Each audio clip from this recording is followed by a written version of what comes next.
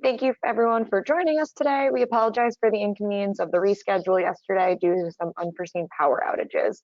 The slide deck can be found in the handout section on your webinar toolbar, and please use the question button on the right-hand side to ask questions throughout the presentation.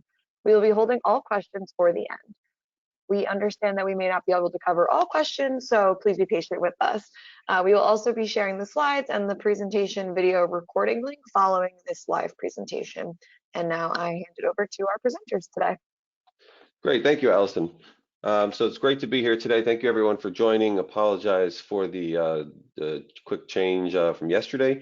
The power outages did affect a lot of towns here in New Jersey. I don't know, I'm sure that we have an audience around the country, but it was pretty severe storms here yesterday. Trees were down, etc. Okay, so my name is Dan Mayo. I'm the National Lead for Federal Tax Policy here at Withum Smith & Brown. I am a tax professional by day and a PPP professional by day also. Ever since the PPP came out on March 27th is when it was passed, part of the CARES Act. It's been a full-time job for many of us here at Withum. We have a team dedicated to this. Jeff, do you want to introduce yourself? Sure. Hi, my name is Jeff Klayman. I'm a senior tax manager at Withum. I'm a CPA attorney. I have an LLM in tax. I usually review complicated business returns, and by night I'm a little semi-SBA expert. I am Robin to Dan's Batman. So Dan definitely knows a lot about this stuff, and I'm going to help him, and I think you're in good hands. So we appreciate you taking the time to listen to us. Great, thank you. So let's go, we'll turn here to, all right, so we're going to talk today about tax issues affecting the PPP, but I do want to discuss a little bit about just the history of the program, give you some sense of where we are today, the recent guidance, which I think will be helpful to inform some of the tax issues coming up and whether they will change. So the PPP was enacted again, March 27th is when it came in as part of the CARES Act, about 350, it says million, it should say billion. That's my mistake. So that 350 billion was allocated to the PPP. The application process opened on April 3rd of 2020. Around April 16th, it quickly ran out of funding. About 1.6 million loans had been issued at that point. So it ran out fairly quickly. You see there, 13 days, they ran out of funding. Congress quickly stepped up and on April 24th, allocated an additional 310, again, that's billion, not million, 310 billion of additional funding as part of that PPP and Healthcare Enhancement Act. It's funny, no matter how many times you look at these slides, you don't always notice the errors until you go live, and that tends to be when you see them. Okay, so now there's additional funding on April 24th. On June 5th, the PPP Flexibility Act was passed, and that extended the covered period from 8 weeks to 24 weeks, which is what guarantees most people will receive full forgiveness of their loan. Recall the loan was predicated, a borrower's loan was predicated on 2.5 months of payroll, and now 24 weeks, right? It's about 10 weeks approximately. Now 24 weeks are included in the covered period. So even with significant headcount and/or wage reductions, most borrowers are still going to receive 100% forgiveness of their loan as a result of that June 5th legislation. That legislation revoked the SBA's 75-25 rule, made it more flexible, so it's a 60-40 rule, which means that up to 40% of the loan amount can be spent on those overhead costs, which we'll see in a minute, which are the interest on covered mortgages, rent, and utilities. So at least 60% must be spent on payroll. That's that 60-40 rule. Well, the SBA had imposed the 75-25 rule. It's been relaxed as of June 5th. Also on June 5th, they passed some new FTE safe harbors, which we'll talk about again very briefly, and other borrower favorable rules, which have been discussed in many of our prior presentations on the PPP and the loan forgiveness process. So I won't repeat them all here, given that we do want to focus this webinar on the tax issues and tax considerations. On July 4th, the third modification of the PPP came in with the Extension Act, and this just extended, the application was set to expire at the end of June. They extended it to August 8th. Strangely, having extended the deadline, it's still the extra funding that remained, about 130 billion had remained in the program. It still is not spent. I think everyone who had the option to get a loan at this point has, and absent further legislation for a second round of PPP or further expansion of the program, it looks like it's new applications have slowed to or not or completely stopped at this point. We're not hearing of new borrowers applying at this point. So currently, as of end of July, when the SBA produced the latest statistics, about 5 million PPP loans have been issued, and about 86% of them are under $150,000. If you look up to about 94% of them are under $350,000. And the reason we mention this is because there's talk in Congress now about possibly granting automatic forgiveness for some loans and eliminating the loan forgiveness application process. If they do so, the talk has been to eliminate the process. By eliminate, I mean it would not be a numerical application. It would be a one-page certification that the borrower intended to comply in good faith with the rules of the program. And once a borrower certifies that, they receive full loan forgiveness. So when you look at it, these numbers become relevant when you see the amount of loan applications they want to eliminate. The SBA, the amount of PPP loans is something like 20 or 25 times the largest number of loans the SBA has issued in the history of the SBA. So I don't think they're set up to timely and adequately process 5 million loan forgiveness applications. So the legislation to eliminate, if they set the cap at 350,000, they'll eliminate 94% of those 5 million loan applications. So brief overview of very brief of the PPP. Loan forgiveness will apply to payroll costs and non-payroll costs that are spent during the covered period. If the loan was issued before June 5th, the borrower has an option of an 8-week or 24-week covered period. Most, if not all, most borrowers will take the 24-week covered period. There are some who want to get their application in sooner, so they're adopting an 8-week covered period because they've spent all their money. And there are others who will apply a 24-week covered period, but apply early. If the bank's willing to accept the application after, say, 10 weeks, they hope to get their application in at that point. There are special rules for owner employees, self-employed, and general partners. I won't get into them in great detail here, other than to say that if you use an 8-week covered period, they are capped at the cash compensation of $15,385. And if they use a 24-week covered period, the cash compensation is limited to $20,833. So for practical purposes, a $28,33 is going to be the cash number for the owner employees, self-employed, and general partners. This slide here, I put in there, it's a lot of the detail of the what the rules that apply to owner employees, self-employed, and general partners. And the reason I put this in was because the rules changed yesterday. So yesterday, the SBA produced, I think, 23 Q&As, and they called it Loan Forgiveness Q&A document. It would have been nice if they attached it to the prior Q&A document, but this is a separate document. So it's not, there were 49 Q&As issued prior to yesterday. In a separate document now, they issued 23 additional loan forgiveness Q&As. These rules, we're going to produce an article on that. It probably in the next day or two should come out for people who have signed up for our COVID-19 email blasts. So we will summarize the highlights of the 23 Q&As. With regard to owner employees and self-employed and general partners, those are summarized here. So these slides are available to you after the presentation. So you'll have them here. So it reflects the new information that came out yesterday.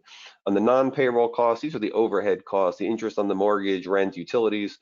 These also were addressed in the Q&As that came out yesterday, again, which will be addressed in our article. Not so much tax considerations, but important loan forgiveness considerations. Also, the last thing, again, I won't discuss in length, the FTE reductions are a big issue for many of our clients and for many borrowers. So we put them here so you have a summary of the various ways to eliminate FTE reductions. And you have the rehire rule, the safe harbors, and the exceptions. I put them here in one slide because these rules have come into existence over the course of many months in many different documents produced by the government. So I thought it was helpful to have them here in one slide. So you have it all in one spot and can refer to the application, which has a lot of this information combined. But this is sort of one spot where I thought it'd be helpful to amalgamate all the information. So now we turn to the tax issues, which is the topic of the day. So the way we're going to present this is we're going to walk through the life cycle of a loan, and then we think that will help. We can walk through, discuss the issues as they arise when we go through it. So we start out with the receipt of a loan, the receipt of a PPP loan. So generally, there's no tax consequences on the receipt of a loan. When a borrower borrows money, there's no tax consequences. This is the same rule that applies to any other loan that people obtain. There's no special rule that applies to the PPP here. The reason there's no tax consequence is because there's an obligation to repay the loan, right? So there's no accession to wealth, which is what the Supreme Court has said is the key determination of when a taxpayer recognizes income, when there's an accession to wealth. And there's none here because the obligation to repay. That if you borrow $100, that has to be repaid. So there's no accession to wealth and no tax consequences on receipt of the loan. Loan forgiveness, now this is where there will be a consequence. And so if a loan is forgiven, that gives rise to what we call cancellation of debt income. And that generally is taxable, and it gives rise to taxable income for borrowers. We call it COD income. Some people call it COI, cancellation of indebtedness income. Some people call it CODI, cancellation of debt income. But we call it COD income here. It is, generally speaking, taxable, and it would be taxable, but for what we're going to talk about in a moment, some special rules that were passed as part of the CARES Act. The reason it's taxable, just to go back to the prior slide here, is because once you eliminate that repayment obligation, there's now an accession to wealth. If you borrowed $100 and you eliminate the debt, the obligation to repay, that $100 that you previously received now can be retained by you and doesn't need to be spent, doesn't need to be repaid. So that's why it gives rise to an income inclusion event, because there is an accession to wealth when you eliminate that repayment obligation.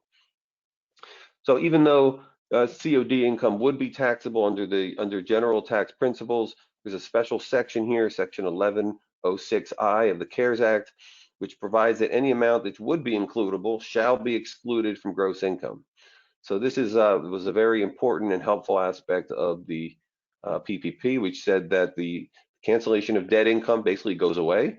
And so the amount of a COD income is eliminated, is not taxable to borrowers. Congress, we had hoped that was the end of the issue, that by eliminating the COD income, again, it applies regardless of whether the income is characterized as COD under 61A11 or as income otherwise includable under section 61. That's just the tax code section dealing with gross income. And so when Congress passed this section 1106I, what they only addressed the income side and said that it's not income, but they never addressed the expense side of the equation. And as we know, if you make income tax free, that's not a statement as to the expenses, that's just a statement as to the income. So the IRS then jumped in and issued this notice 2020-32. And I did link the document here, so you have it.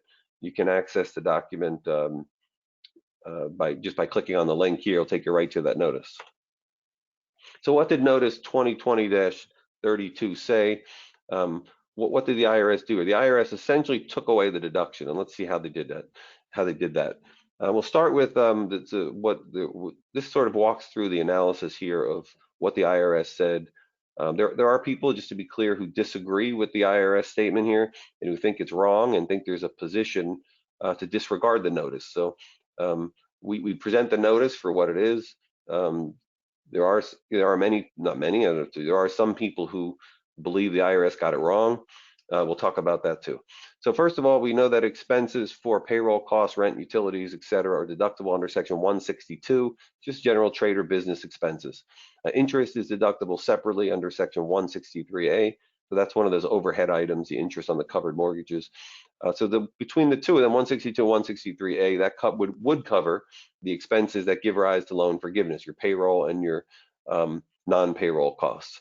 But the allowance of these deductions under the code is subject to exceptions where you do not receive the deduction, and one of them is section 265. And under section 265 and the regulations under section 265, no deduction is allowed for any amount that otherwise would be deductible if it's allocable to a class of income that's wholly exempt from tax, whether or not that amount is received or accrued. And so the purpose of 265 is to prevent a double tax benefit.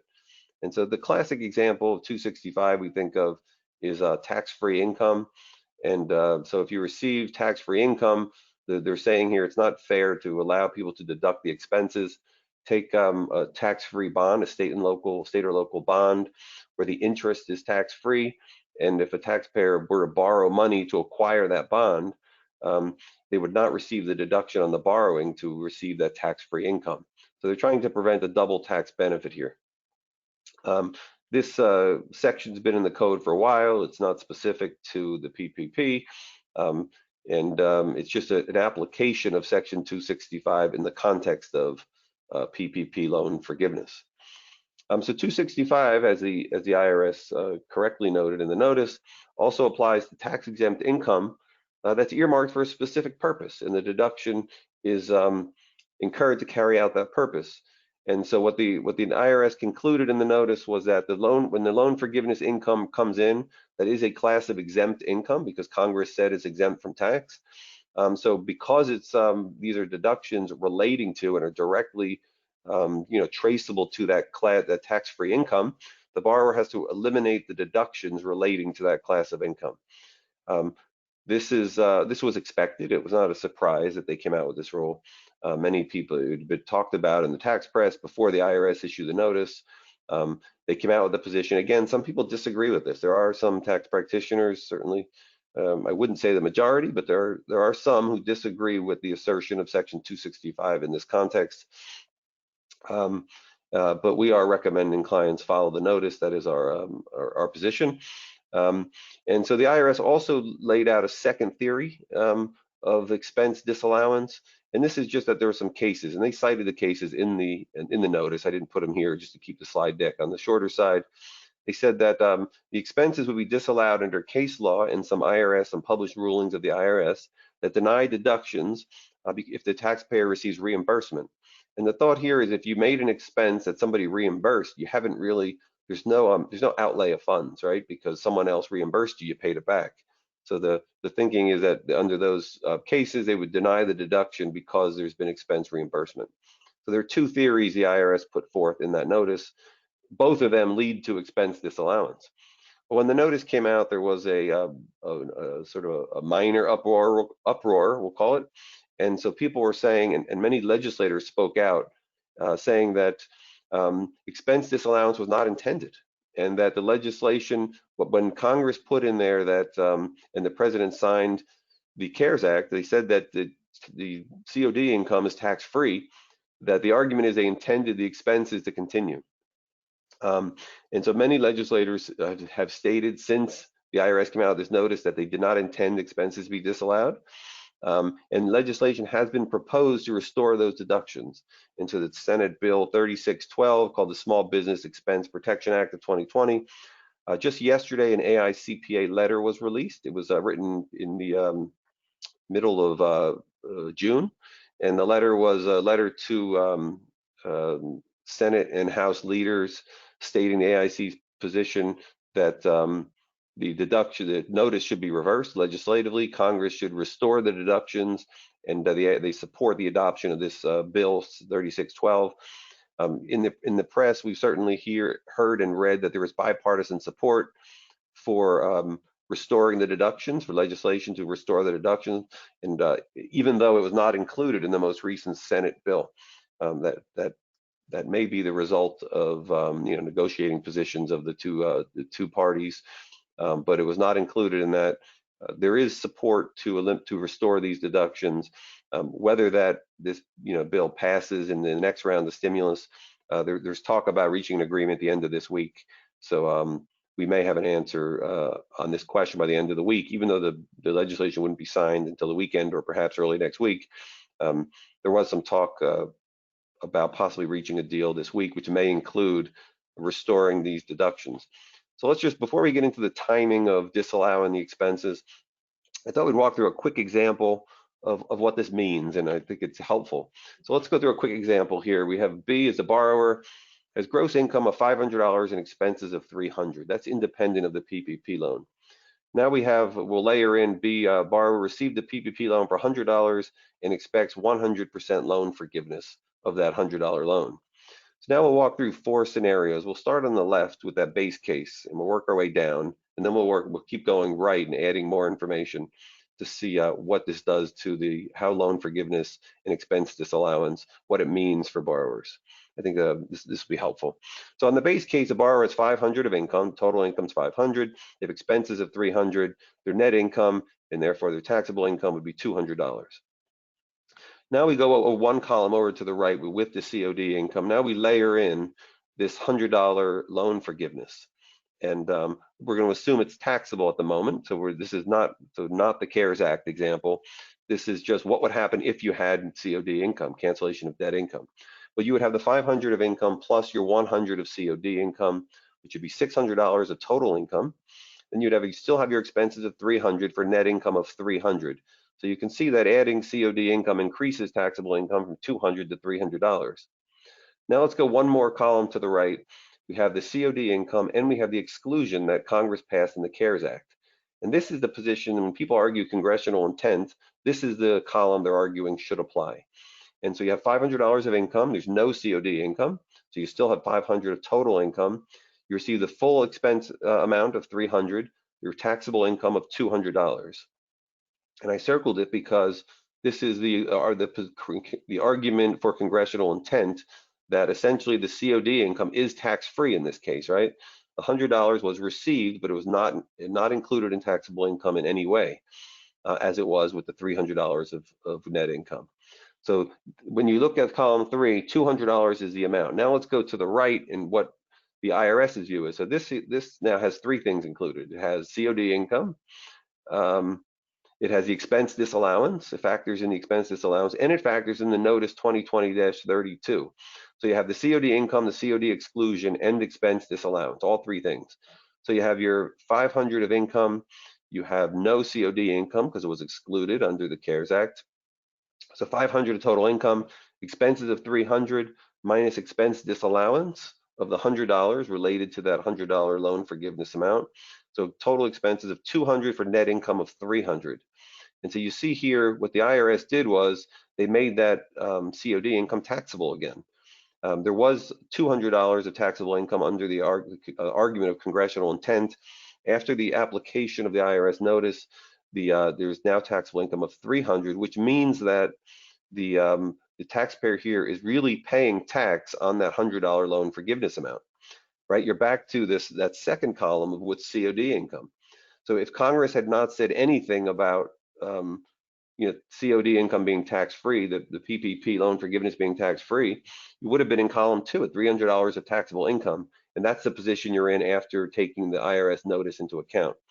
So that's why the people argue that the congressional intent was for 200 of income, because otherwise, if Congress had said nothing, you would have been in column 2 at 300 of income, which is where you are now. So those are sort of the stakes and what it means, why, how this expense, the COD income and expense disallowance brings borrowers to a spot where the loan forgiveness amount is fully taxable to them. So if you receive loan forgiveness of 100, you have to pay tax on that amount, which I think is unexpected. I don't think borrowers really thought that was the case. So now we get into what is the timing of the expense disallowance. And here we have section 265. It says that no deductions allowed. It's what we talked about if it's allocable to a class of tax exempt income. But then it says whether or not any amount of income of that class is received or accrued. So if you look at 2020, right, the way loan forgiveness will work, let's say borrower got their loan in May, they use a 24-week covered period, right, it's about 6 months. That brings you to November. They apply for loan forgiveness in December. The SBA has said that the bank needs 60 days, has up to 60 days to process the application. Then the SBA has up to 90 days to process the application. So you're looking at a time period of up to 150 days for this application to be approved. Now we expect that process to be a lot sooner for most borrowers, but longer for borrowers over over the 2 million amount, which the SBA said it will review. So when you look at 265, it suggests that expenses should be disallowed on the borrower's 2020 tax return, even though if loan forgiveness is expected, even though a decision may not be received until 2021. And this is the view of the IRS. I spoke to the IRS about a month ago, I guess. I spoke to someone at the IRS on this point. That was that individual's view that I spoke to, that the expenses should be disallowed on the 2020 return. They had said to me at the time that a Q&A was proposed. It was sent over to the SBA, and that they thought it had been issued already, but it was not issued. Then that has not been issued to date. So the IRS has thought about this. They have issued a Q&A on this point, but it has not been published. I don't know why they're holding it, but perhaps they're waiting for legislation to come, which would which would reverse this Notice 2020-32. That would be a reason why it hasn't been published yet. But and I don't know what that would say. To be fair, the person at the IRS never told me what the Q&A said, just that their view that the expenses, consistent with Section 265, expenses should be disallowed in 2020, even though loan forgiveness decision would not be received until 2021, which is consistent with that language of Section 265 underlined here. So as we talked about on the prior slide, expense disallowance does increase taxable income, right? It went from 200 to 300 because of the expense disallowance. So borrowers will need to increase their estimated tax payments to account for that increased tax liability. And this is really where the surprise comes for borrowers. That one, it's taxable, but two, they need to start paying now in 2020 to account for the increased tax liability. So that estimated taxes, by increasing those estimated taxes, one, you need to satisfy the liability, and two, it helps avoid penalties, the underpayment penalties, if the borrower is relying on the current year's estimated tax payment safe harbor. Recall that quarterly estimated tax payments can be based either on 90% of the current year's liability or 100% of the prior year, which would be 2019, right? So it's based on one of those. If you're using the current year, you need to have 90% paid in. So it may or may not give rise to a penalty depending on the profile of the borrower. And there we have the estimated dates when payments for estimated taxes are due. So with that, I will turn it over to Jeff to discuss the rest of this, and then we'll take Q&A at the end. Jeff? Thanks, Dan. Thanks, everybody. So what we'll be talking about next is the difference between an amended and a superseded return. This slide really is showing you, what happens if, 2020 expenses are disallowed, and what you have to do in order to file a corrected return. So there are two ways to file a corrected return. One way to file it is what we usually do, which is an amended return. And as you all know, an amended return is when you file your original return by the extended due date. So let's just say that we have a partnership return that would be due 3/15. It's properly extended, and the extension date is going to be September 15th. You file your return by September 15th, and then a couple weeks later, you realize that there's a mistake or you have to amend it. So what you do is you file an amended return. Whether or not it's a 1040, it would be a 1040X, or whether or not it's just a 1065 and you mark amended. But there's also something that people aren't always aware of that's called a superseded return. And that's the situation where, let's just say that the return is due originally March 15th. We extend it, so it's due September 15th. But let's just say July 15th, we actually finally file the return. Well, if between the time we file it, which was July 15th, we file a second return to correct it, but before the September 15th deadline, that's called a superseded return, and you don't have to comply with any of the requirements that an amended return require, such as possibly providing a statement as to why you're amending. So this is just the difference between a superseded return, which means you've extended it, you filed it once, and then you file a second corrected version before the due date, or you file your return by the original due date with extensions, and afterwards you pass that date, then you have to file an amended return. One important thing to remember with this is it's happened to me twice and the decision has gone differently. But let's just say that you file a return February 15th, and it's originally due March 15th. After March 15th, if you want to file a superseded return, you can't, because you haven't properly extended the return on April 15th. You filed it on March 15th, and then you let the time go by, and now it's after April 15th, you'd have to file an amended return. So the nuance here is just to make sure that, you know, you file an extension timely, and if you do and you want to correct it, then you're allowed to do a superseding return. But if you file it early, before the original extension date, and you don't actually extend it afterwards, your superseded return is no longer available for you. An interesting nuance here is under partnership law, depending on what kind of partnership you are, if you have less than 100 partners and you have partners that are either individuals or corporations or S-Corp shareholders, you can elect out of these new partnership audit rules. But if you have more than 100 partners, or if any one of your partners is a disregarded entity or a limited liability company or partnership, you're stuck with these new audit rules. And what was required under the new audit rules was that partnerships that were subject to the new audit rules couldn't just file a partnership return in Amended 1065.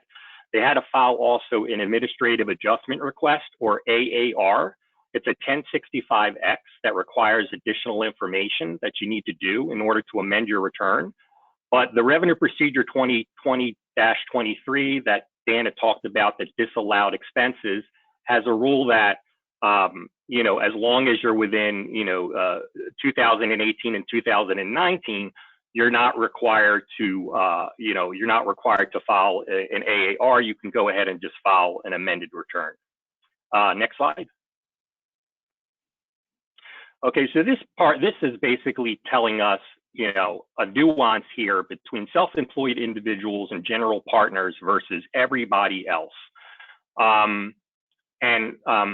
The way you look at this is, generally speaking, from a big picture standpoint, based on all of the PPP rules and the 2020-23 ruling, self-employed individuals and general partnerships actually receive better tax treatment than employees of corporations. This is just traditional tax, right? So in the case of a corporation, the corporation has to basically pay tax on loan forgiveness, and its employees recognize ordinary income from compensation. But self-employed individuals and general partners will receive tax-free loan forgiveness and do not suffer expense disallowance with regard to their owner compensation replacements amounts. And that's because, unlike traditional third-party models, these amounts are not otherwise deductible for them. So we have a couple examples here that say, if you're a self-employed individual and you file a Schedule C and you actually get tax-free income, you can get it up to $15,385 if you choose the 8-week covered period, and up to $20,833 if you choose the 20-week covered period. Remember that Dan at the beginning had said that, you know, the law had been expanded that you can choose either an 8-week or 24-week covered period. And it applies to general partnerships that receive their, and general partners that receive their owner compensation replacement amount as a distribution, a distributive share of profit or draw, not as a guaranteed payment for services. So if compensation is paid to any partner, even if you're a general partner, but it's under a guaranteed payment, this would not apply. And once again, the favorable tax treatment applies only to the owner compensation replacement amount. It does not apply to payroll costs for your other employees. So this is just there to let you know that there's a nuance that self-employed individuals and general partners may actually get a more beneficial treatment under the rules. Let's go to the next slide. Okay, so now we're going to talk about SALT implications, everybody's favorite subject, because we basically have 50 states and we have 50 different sets of state rules, although a lot of times they conform to the federal Internal Revenue Code. So let's go over a couple terms. So whenever you have a state, the states usually fall into 4 different conformity regimes. The first one is a fixed conformity regime. The second one is a rolling conformity regime. There's also called a selective conformity regime and an annual conformity regime. The two biggest ones that most states pick are either a fixed or a rolling conformity. So under a fixed conformity state, the state conforms to the federal law, everything in the Internal Revenue Code, as of a specific date. So for instance, we'll see below that California is a fixed conformity state, and it conforms as of January 1st, 2015. Any other changes to the federal income tax code after that conformity date, the state won't automatically follow it. The legislature has to pass some sort of update so that the fixed conformity date is either moved forward or that it expressly allows for certain changes in the Internal Revenue Code. So we can take a look here. Generally speaking, states with a fixed conformity date would include COD income, right, without any other special PPP rule. But with states that have fixed conformity, they're eligible to exclude the COD income the way you're eligible to exclude the COD income for federal purposes. And that's because Section 108 says even if you have COD income, you can exclude it if you meet one of the different exceptions.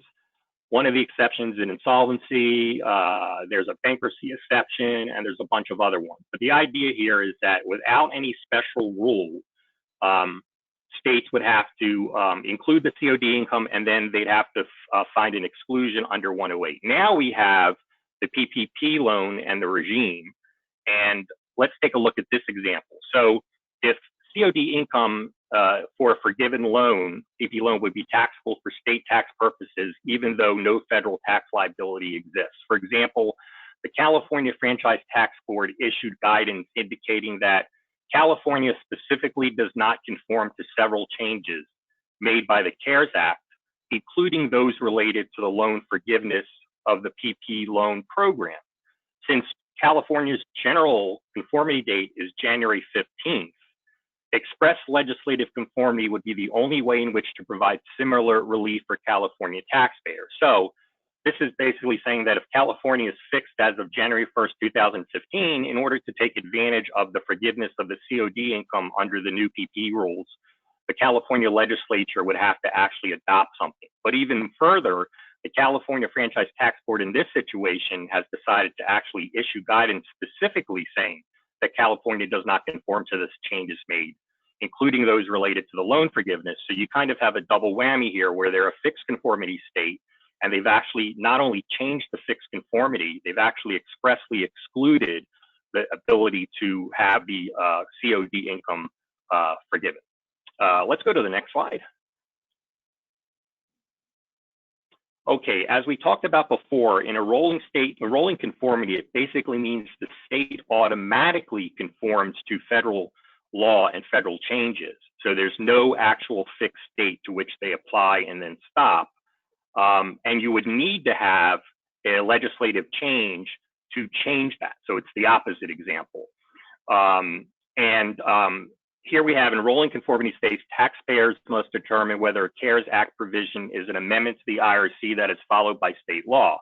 For example, in New Jersey, the starting point for the corporation business tax is taxable income as reported for federal income tax purposes. Thus, it follows the federal income tax treatment, meaning it will allow you to forgive the COD income for federal and New Jersey purposes, unless the legislature chooses to decouple, which New Jersey hasn't, but New York has. So you have an example here where New York isn't a fixed conformity state, it's a rolling conformity state, but it has adopted express legislation to say that we do not accept the changes in the PPP program, and so that we will not allow you to have tax-free treatment for your COD income if you are a New York entity. So let's move to the next slide. Okay, so now we have some other things that get a little more tricky. So for instance, Oregon is a fixed state conformity state, right? So we have fixed and we have rolling. There are a fixed state conformity state, and COD income from a PP loan generally would be taxable and not excluded, right? That's what we're talking about, unless the state legislature makes a change, either changes the conformity date to be 2020 or expressly has legislation that specifically addresses certain provisions of PPP. So here we have in April, Oregon's Legislative Council issued an opinion indicating the state would not include excluded COD income, even though the state has a fixed state conformity. In addition, COD income for a forgiven PP loan would not be subject to Oregon's new corporate activity tax because the amounts do not constitute commercial activity. So basically what we're saying here is we have an example of a fixed state conformity state. They have not changed their conformity date, but they've expressly promulgated legislation indicating that for this purpose, they will go along with federal law and exclude COD income as taxable income, just like the Fed would. Now, in Massachusetts, we kind of have a double whammy here. So in Massachusetts, the individual income tax statutes actually have a fixed conformity date. As a result, corporations in Massachusetts can probably exclude PPP forgiveness income, but individuals cannot. That's because corporations have rolling conformity, but individuals have fixed state conformity. So like we said, sometimes you have to dig deeper into the state and actually say, well, maybe they are a rolling conformity state, but exactly what are they rolling conformity for? All taxes, state income tax, corporate income tax, franchise tax. So Massachusetts, they're rolling for corporate, but they're fixed for individuals.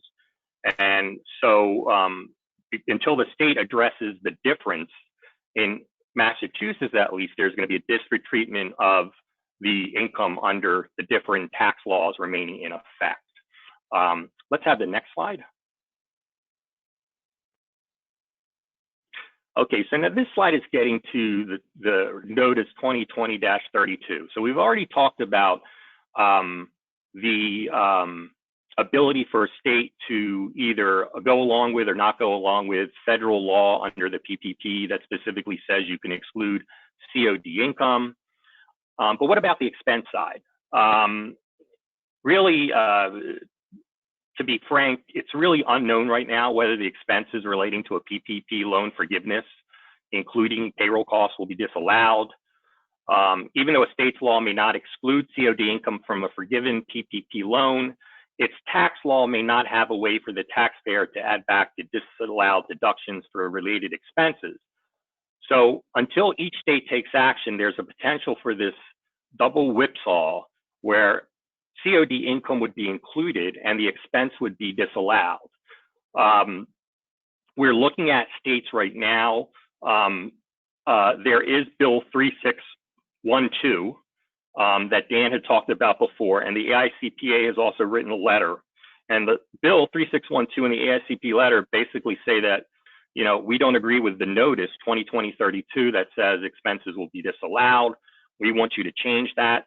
So theoretically, if Bill 3612 was passed by the House and Senate and signed by the President, and it actually became federal law in the Internal Revenue Code, then you could look to whether or not your state was a fixed or rolling conformity, right? So if it changes the law and you're rolling conformity, and federal law allows you to take the expenses, then in a rolling conformity state, you can take the expenses.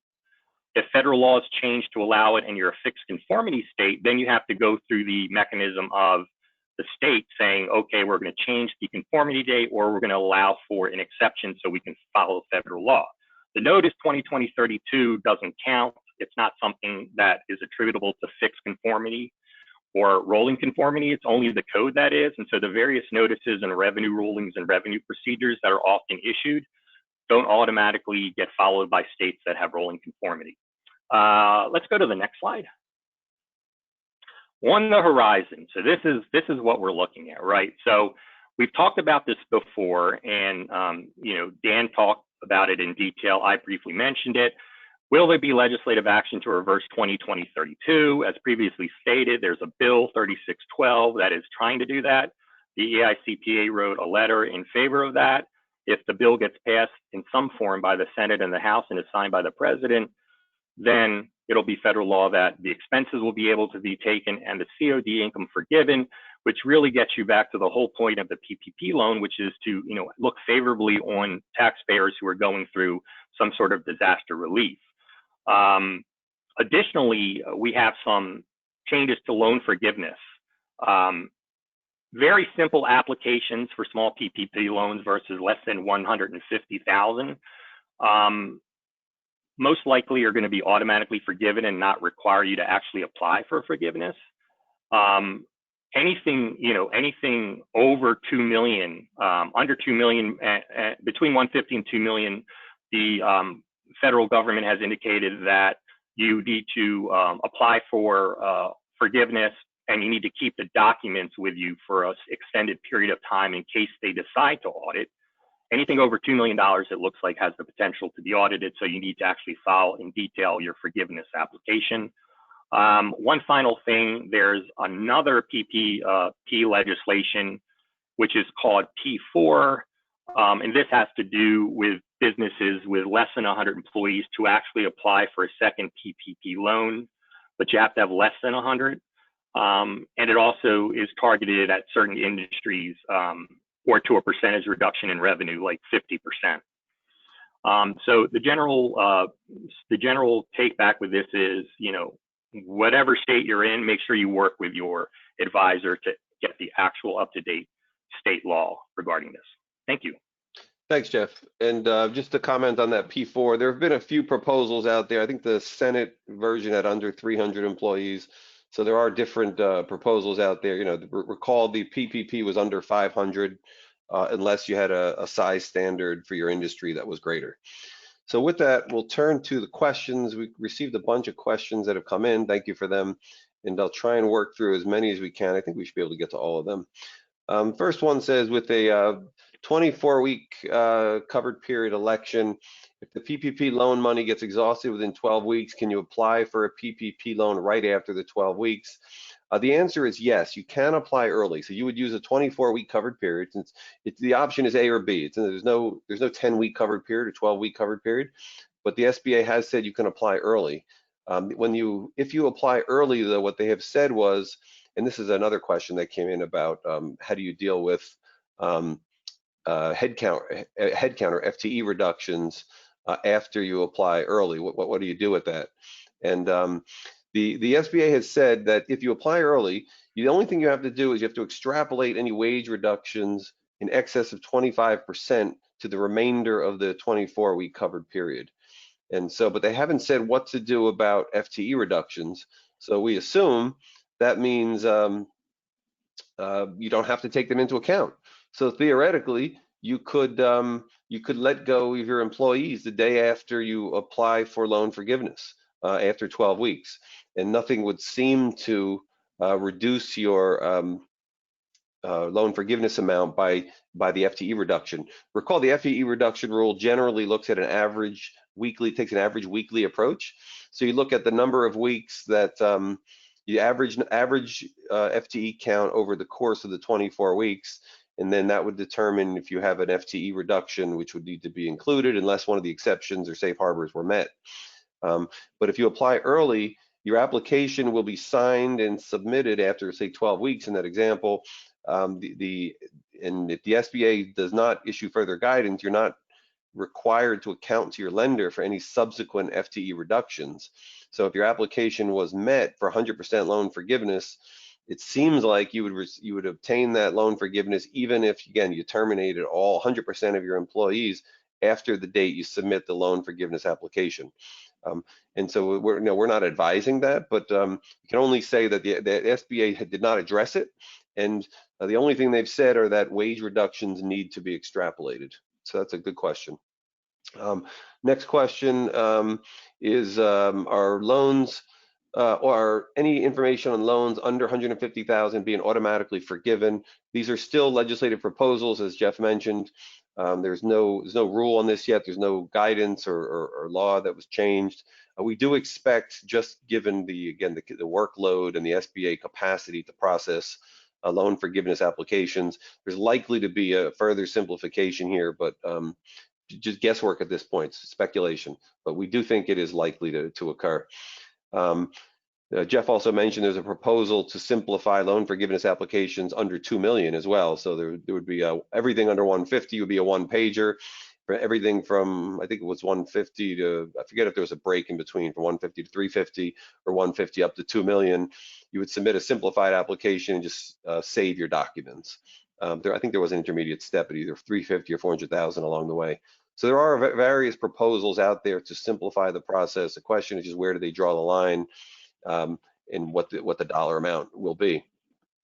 All right, that's the question, was the FTE reductions. We addressed that one. Next question says, any news on possible forgiveness of loans under 150? We addressed that, answered that one already. Next question says, for a nonprofit that receives Medicaid income as fee for service from servicing its clientele, is it allowed to apply for loan forgiveness, or is it considered double dipping? It's a good question. We get this question a lot. When you have other government benefits, whether it's a nonprofit receiving Medicaid or some other type of government benefit, it's not a PPP issue. The issue arises with the other benefit and whether the other benefit has a double dipping provision. The only PPP there is a provision in the PPP that when they define payroll costs and they exclude any qualified paid sick leave or family leave under FECRA, which is that second coronavirus legislation that came out earlier in May. The Families First Coronavirus Response Act, I think is what FFCRA stands for. And that they brought in that qualified sick leave and family leave. For like, sick leave was up to 2 weeks, family leave was up to 10 additional weeks. If you do receive those refundable tax credits under that statute, you cannot also double dip with the PPP. So that is one of the specific exclusions written into the CARES Act. But in the event of Medicaid income, this example, you would have to look to that other provision. The PPP, nothing limits the PPP if you receive other government benefits. Next question is, you can apply for forgiveness prior to 24 weeks, but if you do that, how does the FTE requirement work? We addressed that question. The new FAQs released yesterday appear to limit forgivable utility costs for transportation to only include state and local fees assessed by some governments. Are automobile gas costs and reimbursable travel costs included? So on the definition of utility costs, the SBA, sorry, not the IRS, the SBA has said that the definition of transportation in the utility cost means gas. They gave an example of gasoline expenses.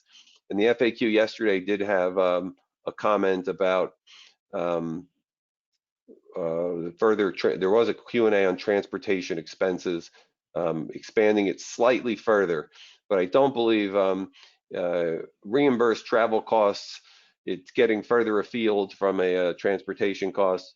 If it becomes relevant for clients and when they're interpreting these things, we are recommending that they just consider disclosing any position they take to the lender. If there's no clear guidance on point and they think they have a good faith position to include it in one of the buckets of the utilities, right? Either I think it's like electric, gas, water, telephone, and internet, then disclosing it to your position to the lender goes a long way. Okay, so we've received a couple questions here, some very passionate ones. I appreciate the passion here of the question about the notice, saying the notice 2020-32, the IRS has it wrong. The reasons that people say it's wrong is not just that it's against congressional intent. That's one argument, but an additional argument that this person points out is that the expenses are related to the loan. They're not related to the forgiveness process, and so they think that the notice is wrong. What I would just caution people, and then the person does say, he says, and I believe we've spoken before, Robert. So I respect your position here. It says that he says he believes the taxpayer has at least a return position and maybe more to support ignoring the notice. I mean, that's consistent with what I've heard before. But for when you're taking individual positions on a tax return, you generally like to have something more than a return position. If you're a larger company, certainly you would want possibly substantial authority, more likely than not. Return positions are relatively low standard. And so for most people, they're going to want more certainty. They will likely follow the notice. But there, I guess I mentioned at the outset, there are positions to take that the notice is incorrect.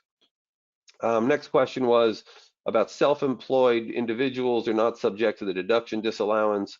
The question is, could the IRS allege that the person loses some of their other deductions even if they claim the money was used to pay himself? The answer is yes. I mean, the IRS could obviously take a lot of different positions. We don't think they're going to do that. Again, I spoke with the IRS about a month ago. I raised this question to the person I spoke with, and again, these conversations are non-binding, and I wouldn't even dream of attributing the statement to any individual. They're casual discussions. They're non-binding. It's the individual's view, not the IRS's view.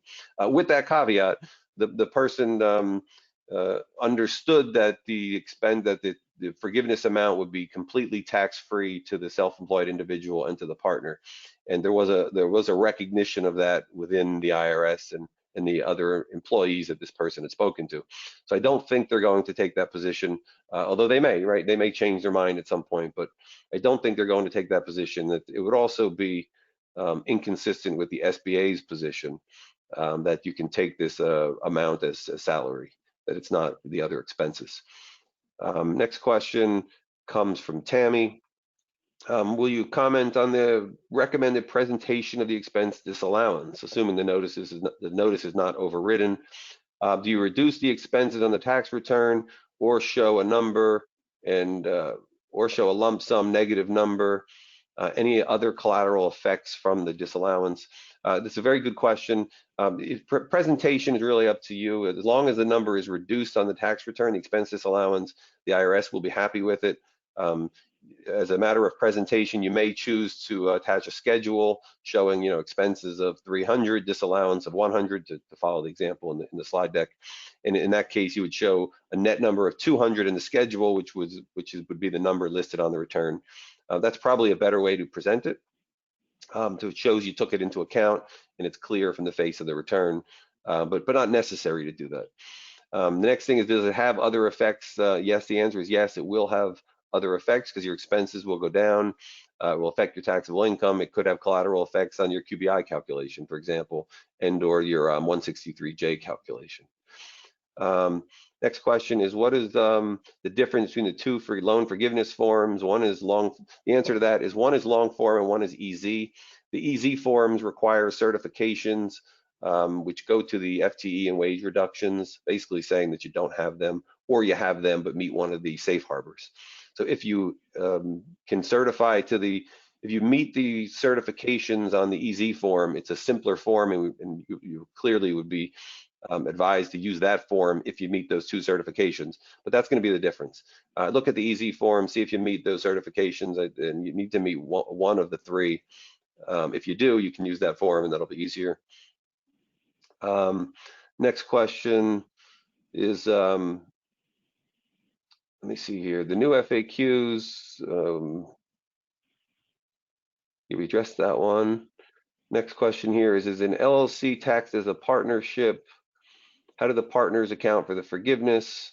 Is it based on the actual monies paid out? So this was addressed yesterday in the FAQs, and they did say that the partnership needs to actually pay the amounts to its partners in order for the loan forgiveness to happen.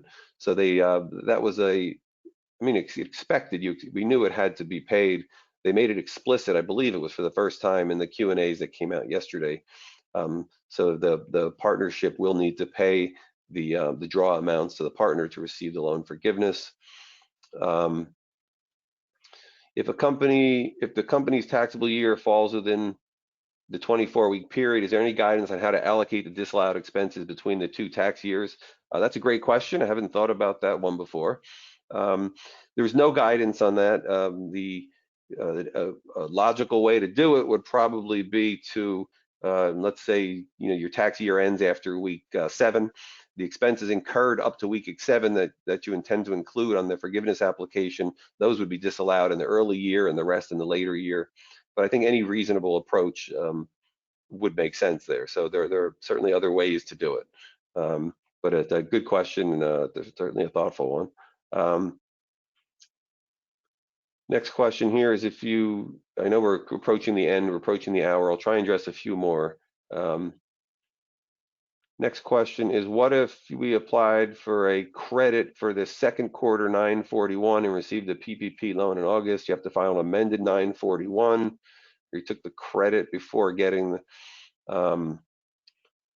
I'm Not sure what this question is getting at, but not so. The 941 is the employment tax form.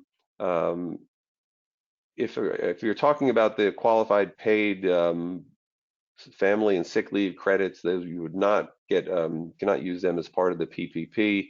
If you're talking about the employee retention credit, you cannot take the employee retention credit and receive the benefit of a PPP loan. It's one or the other, but not both. You can obtain the employer payroll tax deferral and receive a PPP loan. Originally, it was conditioned on not receiving loan forgiveness, that you would lose a deferral at that point. That's since been changed by statute. So now you can obtain the employer payroll tax deferral and the PPP.